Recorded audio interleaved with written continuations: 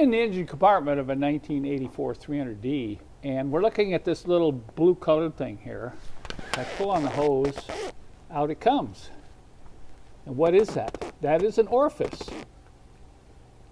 And Mercedes actually had different color orifices. Let me show you some of the colors here.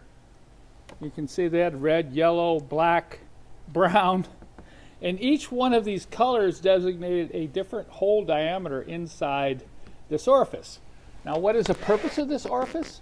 It's to fine-tune the shifting on your diesel automatic transmission. It regulates the quantity of vacuum going to the VCV and then going to the transmission.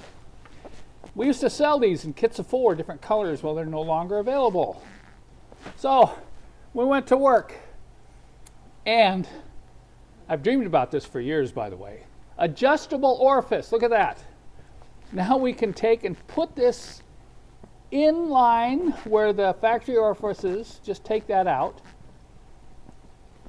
And this is a threaded shaft with a pointed needle, and I can adjust the amount of vacuum out on the open road. I can go out and drive the car and then tweak it maybe a quarter of a turn. But this will allow you to do some vacuum, adjustment while you're actually driving the car and see if that improves your transmission shifting. Now I'm going to take you over to the bench, and with a vacuum tester I'll show you just how precise this adjustable orifice is. Okay, I've got the needle turned in, so let's see if this is closed, and you can do that by just hooking up your vacuum tester. One pump it should hold.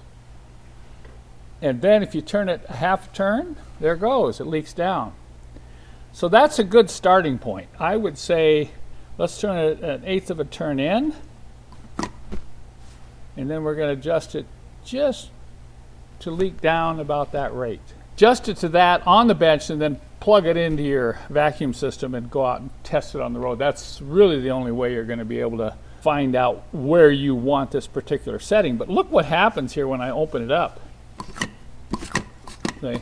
It's direct flow through, not holding any vacuum at all. You can see it installed. I did a preliminary setting on a slow leak down, and we're ready to take this car out on the road and test it. I'm sure some of you watching this say, oh, if I get that, it'll solve all my shifting problems.